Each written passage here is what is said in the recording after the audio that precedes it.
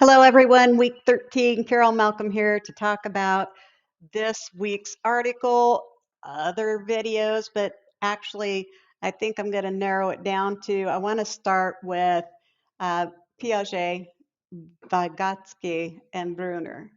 And I'll get to why, because we're talking about what does it mean to teach and redefining the teacher in an era of misconception. So, Vygotsky theorized that the cognitive development occurs in collaboration with others and could not happen in the absence of language and interaction. Piaget believed that children learn independently and come to their own individual understanding of the world. And when you look at their theories and just by bullet points, and I have them up on the screen over here, so that's why I keep glancing, Piaget breaks development into a series of predetermined stages and suggests development is largely universal, focuses on peer interaction, but largely ignores the role of language. Vygotsky, I feel like, builds on Piaget. He says cultural differences have a dramatic effect on development, emphasizes the importance of more knowledgeable others, and heavily stresses language's role in development. And then Bruner, he comes in and says, learning happens by observing the actions of others, including parents, peers, children. They develop new skills and acquire new information from what they see around them. We model, and I think all of us belong in that realm as well. Uh, Past study of mine, I hit on the cultural differences across the United States, let alone across the world, because we have many different cultural differences here, and that's another day. So I won't go there. I have a bad habit of doing that because there's so much to talk about in 10 minutes. Um, when I want to think about, do I believe in learning styles? I think there is probably some good ideas on how to build different components of your lesson plan, mostly just because you might be trying to teach a certain objective and you've tried a few things and you're wanting to vary that content to keep the atmosphere engaging. A big word I've been on all semester. We have to engage because if they have an active part in their learning, it's going to stick with them a little bit more. They did something with the learning. So, yes and no, because I'm a Gardner fan. I want to defend him. And I know Dr. Rapp might smile at that. Surprise!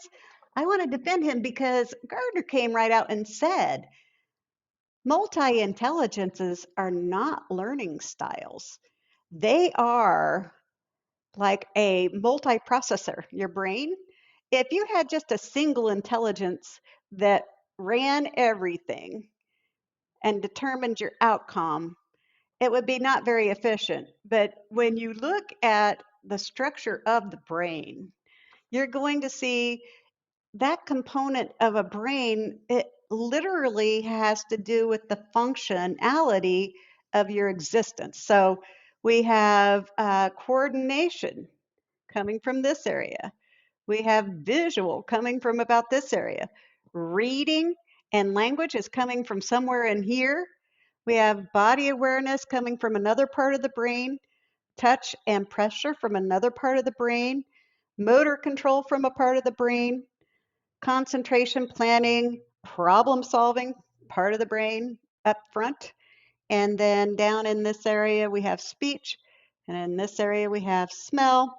And in this area, we have facial recognition.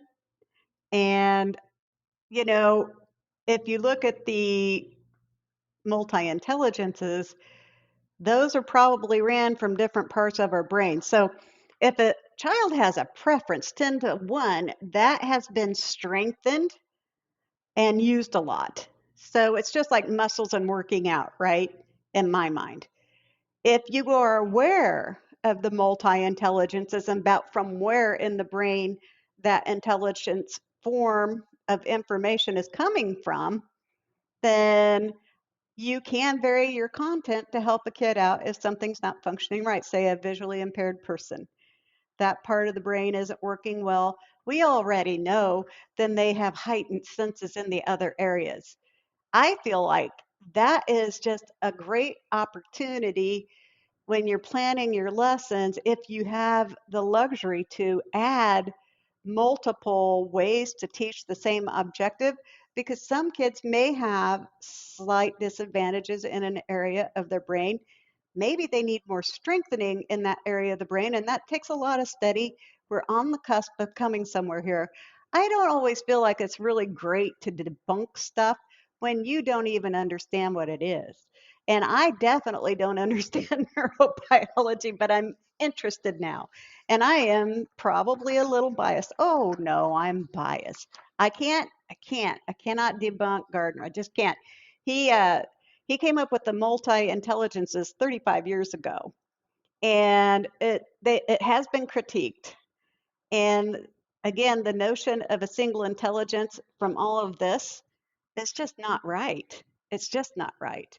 Um, and when you look at some of the neuro myths, Gardner was actually offended by some of that, and he said it is kind of hard not to be.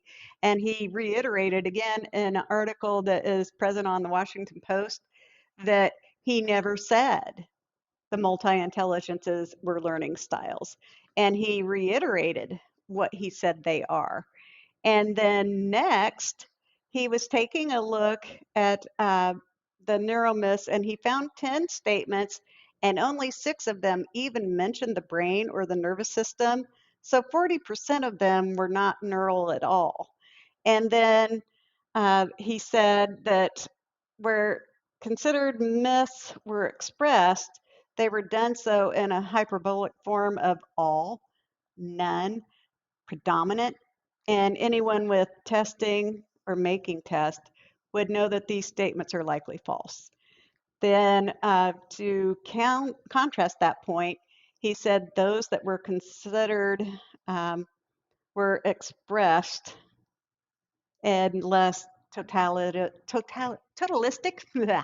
totalistic form using hedges such as likely or may.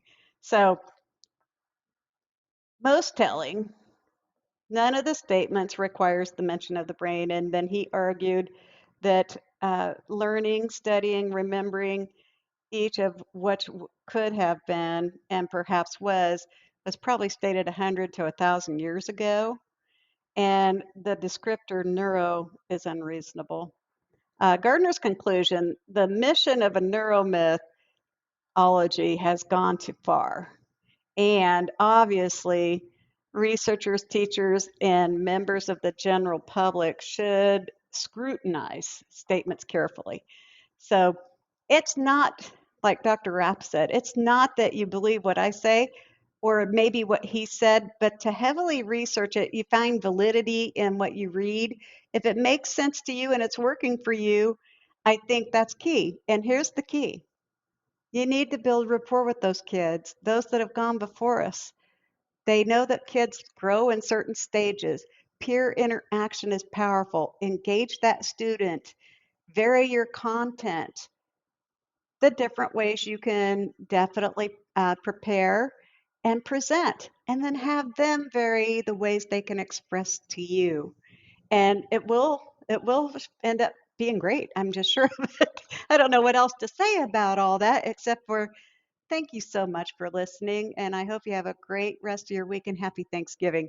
Good night, all.